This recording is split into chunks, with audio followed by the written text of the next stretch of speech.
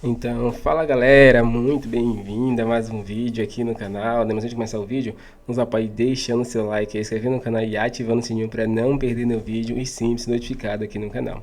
Então galera, vamos fazer aqui uma reação e um corte do jogo aberto aí, onde Renata, Fã, Denilson vão comentar tudo sobre os lances polêmicos aí, vai explicar a regra, né? E vai falar sim que foi pênalti ou não, eles vão defender o Flamengo aí nesse vídeo. E também vai falar sobre reforço nesse vídeo aqui. Então, sem mais enrolações, fica agora aí com o vídeo. Agora eu não vou conversar com você, Menina não. linda! Porque eu quero Menina, falar do Flamengo, menina. que tá lá em cima da tabela, é o terceiro colocado, num jogo bem polêmico, até porque a gente não conhece as regras e as coisas do futebol não são sempre iguais. Sempre aprendendo, se surpreendendo. O Flamengo bateu o Criciúma por 2-1 e as polêmicas agora. Alívio pro Tite. Alívio pro Tite. E a arbitragem sempre apresentando novidades. Regra é regra, né, Leandro? Jogo do Flamengo em Brasília é sinal de casa cheia. Quase 60 mil torcedores compareceram para apoiar o time.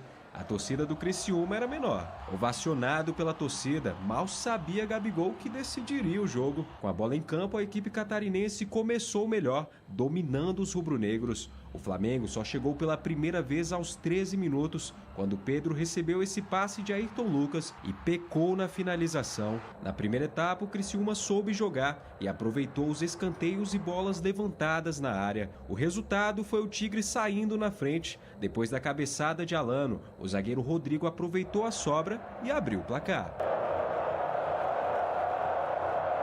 Arrascaeta e De La Cruz deram trabalho para a defesa do Criciúma. Neste lance, Pedro recebe o passe do camisa 18, domina no ombro e bate para a defesa do goleiro Gustavo. Mesmo diante da pressão rubro-negra, o Flamengo não conseguiu criar boas oportunidades na primeira etapa. O time foi para o intervalo atrás do placar.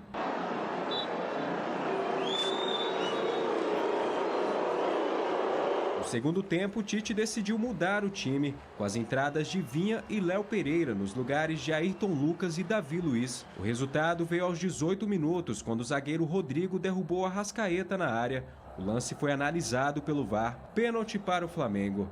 O artilheiro Pedro foi o responsável pela cobrança, mas ficou nas mãos de Gustavo com essa bela defesa. No lance seguinte, depois do escanteio, Pulgar acertou o travessão nessa cabeçada. Na sobra, Gustavo tira com o pé antes da chegada de Léo Pereira. Os jogadores do Flamengo pediram pênalti no lance, mas o juiz mandou seguir. A redenção de Pedro viria minutos depois, com uma boa jogada construída por Vinha e Arrascaeta.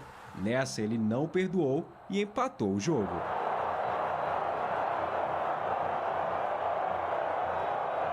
O Criciúma não era o mesmo do primeiro tempo. O time tentava parar a pressão rubro-negra com faltas. A equipe catarinense recebeu 7 cartões amarelos. Para complicar a situação, o Flamengo teve mais um pênalti, que deu o que falar. Com essa bola jogada pela torcida no campo, Barreto chuta na outra que já estava em jogo e impede um lance claro de gol de Cebolinha. O número 88 chuta uma bola extra que atinge a outra bola, tá? 88, tá?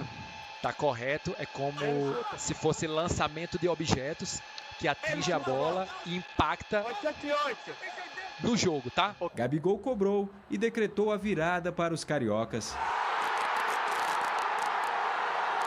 Depois de muita pressão rubro-negra, Flamengo venceu o Criciúma por 2-1 aqui no Mané Garrincha, em Brasília. Os dois times não se enfrentavam há 10 anos. Agora o foco é no próximo jogo contra o Vitória. Todo o processo que se faça, quando é excessivamente ansioso, numa camisa pesada como a do Flamengo, tu tende a acelerar demais, a fazer o segundo movimento sem fazer o primeiro. A coordenação, ela se perde um pouco, a impaciência gera, o mental nesse aspecto, né? E quando sai atrás, então nós temos que trabalhar, e nós trabalhamos antes também. Cláudio Tencati, técnico do Criciúma, criticou a arbitragem sobre o lance polêmico do pênalti. O lance da origem, o lance que termina para o pênalti, ele marcar o pênalti, está correto. Só que a origem antes, a regra era bem clara. Se tem uma segunda bola, né, no setor envolvido a jogada, ele deve parar o lance. Então, uma bola estava próxima à outra. Até quando o Barreto vira, o jogador do Flamengo vai ter um controle de uma bola e tem outra bola à frente dele. Então, essa é a nossa reclamação, porque ele teve tempo. Tá, é o seguinte, tá na regra 12 isso do tiro livre direto. E aí a penalidade também, como foi dentro da área, né? A penalidade está inclusa, porque essa segunda bola, quando ela foi acionada pelo Barreto, e ele tenta atrapalhar o chute do Cebolinha e uma bola acaba pegando na outra, ele acaba trazendo o que é considerado pela regra um objeto estranho para o campo de jogo, e ele aciona esse objeto e ele faz parte da jogada. Então, por isso, tem que ser marcada a penalidade. E essa regra eu não conhecia, estou falando agora porque li, ouvi, prestei atenção no que os árbitros falaram sobre isso o final de semana inteiro, mas eu confesso que no primeiro momento, vendo o jogo, eu considerei uma coisa até absurda essa marcação de pênalti. Aí logo depois já começou a pipocar a explicação, tanto na rede social quanto na própria transmissão do jogo, e isso foi assunto de muitos debates. E o Maguielson Lima Barbosa, o árbitro, foi muito bem, porque a maioria desconhecia essa regra, até porque é uma coisa inusitada. E os dois torcedores do Flamengo que jogaram essa segunda bola já estão famosos na internet. Ô, Loirão, vou falar para você, eu concordo plenamente com você, 100% com você, porque eu também não tinha noção. Para mim era tiro indireto, né? Lá em Diadema acontece isso daí na várzea, tiro indireto, mano. Bota a bola ali, 8 passos da barreira lá, barreira praticamente dentro do gol, 2 toques e pum. E tenta fazer o gol. Para mim ia acontecer isso. O árbitro realmente foi muito bem, surpreendeu todo mundo, porque a repercussão ela foi muito grande, mas aí quando você tem o conhecimento da regra, você fala, caramba, parabéns pro árbitro. Eu nem sei se todos os árbitros teriam a mesma atitude de dar a penalidade pro lance. Então, parabéns ao árbitro, que a gente critica tanto o árbitro quando erra, mas quando acerta a gente precisa elogiar também. Lance muito inusitado, né? Muito diferente de tudo que estamos acostumados. Agora, vamos falar do líder do campeonato. No sábado, ganhou do Criciúma, num jogo que apresentou um lance que nunca ninguém tinha visto na vida, né? Bem curioso. Bem curioso. Tá aí o Tigre, o Criciúma. Jogou bem o Flamengo ou não? Mais uma vez, uma vitória meio deu pro gasto. O Flamengo está com uma questão no primeiro homem de marcação, né? O Eric Pulgar, não sei se está sentindo alguma coisa, é o gol do Criciúma. Gol do zagueiro Rodrigo no rebote. Ó. Chuta 2 vezes e acaba marcando o gol. Agora, o que está jogando o Pedro é brincadeira, viu? Ele errou um pênalti, é verdade, mas ele é o principal atacante hoje do futebol brasileiro. Centroavante, né? Centroavante. Centroavante com todas as qualidades de um grande centroavante. Aí o pênalti para mim não foi. Para mim não foi esse pênalti. No Arrascaeta. Não foi. Eu não daria ele não tinha dado e o VAR chamou. Eu não daria esse pênalti. Eu não daria esse pênalti. Aí foi o Arrascaeta já vem caindo, né? Aí o Pedro bate, o Gustavo defende. O Gustavo é pegador de pênalti. É a primeira vez que o goleiro do Criciúma disputa a Série A. Tem 30 anos já. Aí a bola na trave, né? Esse lance, muita gente reclama de pênalti, na reação do goleiro, ó. Em cima do Léo Pereira. Ó, que ele estica a perna na cabeça do Léo Pereira. Muita gente acha que foi pênalti. Mas, olha... Você viu por trás? Caramba. A imagem de trás. É um chute mesmo. É um lance discutível. Uhum. E golaço do Pedro. Ó. Tapa do Arrascaeta e um golaço do Pedro. E aí, que é esse? É o Gabigol? Gabigol. Aí o Flamengo amassa, né? O Flamengo pressiona daí quando faz 1-1. Normal. E aí tem um lance polêmico aí que na regra é isso aí mesmo. Cara, que coisa curiosa. Eu dei risada quando eu vi, porque eu nunca tinha visto. Aí o Gabigol. Essa bola, ela tinha sido isolada para a arquibancada. O rapaz devolve ela. Então não foi o Gandula, foi o rapaz da arquibancada enquanto o lance está rolando. E o jogador do Criciúma, no desespero, ele vê ali e ele mira bonitinho e acerta. E tira a bola do pé do Cebolinha. Quer dizer, uma loucura isso aí. Mas está na regra, quando acontece isso, tem que dar o pênalti. Tem que dar o pênalti. Tem um outro lance também de Atlético e Cruzeiro, que a gente estava vendo na redação, de 2016. Galo e Cruzeiro. O Robinho que está preso, jogando pelo Galo, chuta a bola contra um jogador do Cruzeiro. Uma outra bola, mesmo lance que esse aí, no meio do campo. O árbitro, na ocasião, marca bola ao chão.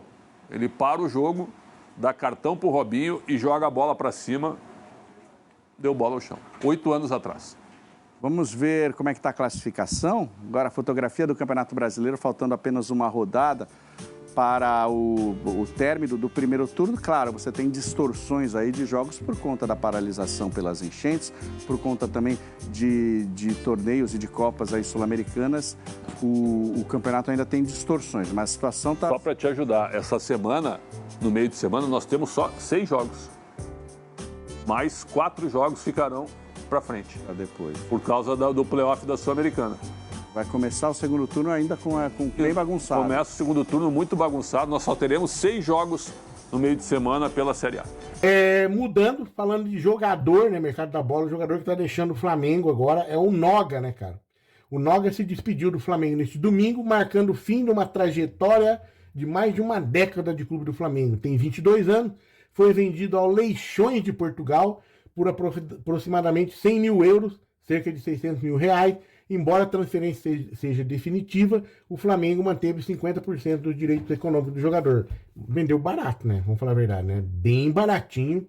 Cara, 100 mil euros só. Eu acho que o Flamengo tá fazendo aquela jogada lá que a gente falou esses dias atrás aí, da parceria com esse time de Portugal aí, pra revender ele mais pra frente. Porque ele jogando lá, ele vai valer um pouco mais. Se ele fizer um bom campeonato português, vai se aparecer mais, vai vender bem mais caro lá na Europa, né? Eu acho que essa é mais jogada, porque não tem sentido vender um cara só por 100 mil euros, cara. Ainda mais ele ainda, que é tido como um bom jogador, né? Estranho. Mas tá lá, vai, né? E o Noga se despediu, né? Expressou sua gratidão pelo tempo que passou no Flamengo, destacando que o clube foi sua casa por 12 anos. Em uma mensagem de despedida, enfatizou a honra de vestir a camisa rubro-negra e realizar o sonho de infância. O zagueiro também deixou claro o desejo de retornar ao clube no futuro, encerrando sua mensagem com até logo. É sempre assim, né? Lá no futuro, quando ele tiver lá os seus 40 anos, né? Se ele estiver jogando bem ainda, para finalizar a carreira, ele vai querer voltar pro time do coração. Jogador sempre é assim, né? Aí, de repente, garante aí nos dias de hoje, tem uns caras que voltam ganhando 1,5 milhão, 2, né? Para 1 ano, 2 anos ainda, só para encerrar a carreira. Ó, top! Agora, uma coisa que ficou meio feia aqui, que eu vi, veio do Coluna do Fla aqui, sobre o dirigente da Lazio, que revela a atitude do Flamengo, que fez contratação de Marcos Antônio Melá, hein? Olha só, hein?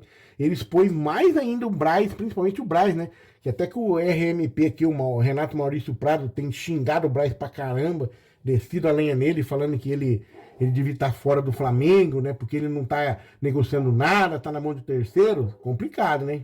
Segundo a reportagem aqui, um dos dirigentes da Lazio conversou com o Vene Casagrande, cara. E ele comentou sobre o motivo que fez a conversa com o Flamengo ser encerrada. Ó, entre aspas, olha o que o cara falou. Ó. Eles apenas falavam os números, nunca enviaram papel timbrado do clube. Era apenas através dos empresários na palavra. O São Paulo botou no papel, aceitamos, ele, o jogador, aceitou e fechou. Foi isso. Nossa. Tipo assim, né? Os caras do São Paulo, nessa, foram muito profissionais, né? Ao contrário do Flamengo, que nessa nem foi tanto, né? Botou o empresário para conversar lá, não teve nada oficial do clube, papel timbrado. Os caras sentiram segurança maior no São Paulo, que aceitou a proposta dele, que era pagar 5 milhões de euros, né? No final do contrato pelo Marcos Antônio, né? Empréstimo e depois a compra no final, né? Aí o Flamengo estava oferecendo 4,3 milhões e os caras ofereceram, queria 5, o São Paulo foi lá, no papel timbrado, fez a proposta oficial, profissional e foi, né? E aí vai muito de encontro que o Maurício Prata tem descido a lenha no Braz aí, né? O Braz agora vai ter que se defender, porque vai ficar feio pra ele isso aqui, imagino, né? Imagino, né? Então é isso, por isso que o Flamengo perdeu o cara. Vai ver que não tava nem tão interessado também, né? A gente não conhece o Marcos Antônio, né? Pouca gente conhece. Quem é Marcos Antônio? A gente sabe, eu conheço esse cara agora, porque ele tá lá na Lazio e o Flamengo tava interessado nele. Porque se o Flamengo não tivesse interessado nele, ninguém ia saber, né? E aquele negócio, né? O Flamengo tava interessado e o São Paulo acendeu a luzinha também. São Paulo! Meu Deus do céu, né? Mas reforço do Flamengo, né? É na comissão técnica do Tite. É o que tá vindo isso, tá certo, né? É o Vinícius Bergantin, vai fazer parte da equipe técnica do Tite no Flamengo. Matéria do Coluna do Fla também, né, cara? Ele tem um histórico positivo nessa temporada pela Ferroviária, vem lá da Ferroviária de São Paulo. A equipe de São Paulo é a única invicta no Campeonato Brasileiro da Série C. Neste período são 7 vitórias, 7 empates, 14 jogos disputados. E também vale mencionar que em 2024 o treinador só foi derrotado uma vez. Ele é treinador da Ferroviária, né? A equipe técnica de Tite no Flamengo contará com um 6º membro, que é o Bergantin agora, né? A equipe técnica tem o Kleber Xavier, o Matheus Bach, César Sampaio, que são auxiliares, o Fábio Masteredijan é preparador físico, enquanto o Lucas Oliveira, o cargo de analista de desempenho. Então, um Bergantin vem, né, mais um para fazer parte da equipe técnica do Tite, tá? Muita gente já se despediu da Ferroviária e tá chegando no Flamengo aí, né?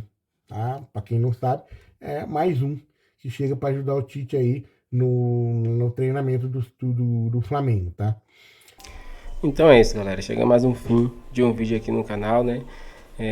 Todos os comentaristas aí, jornalistas aí, repercutiram um pouco sobre esse lance polêmico do Flamengo. Aí todos explicaram o lance, explicaram a regra. E a regra era isso mesmo. Era para ter sido pênalti pro Flamengo, né? Como o juiz ele deu para o Flamengo.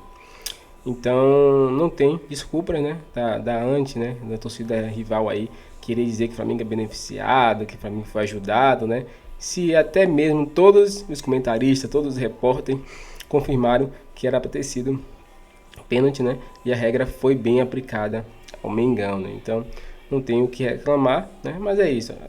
Os antes sempre vão achar uma desculpinha para querer dizer que o Flamengo é beneficiado, sendo que ultimamente o Flamengo só vem sendo prejudicado aí nesse Campeonato Brasileiro, né?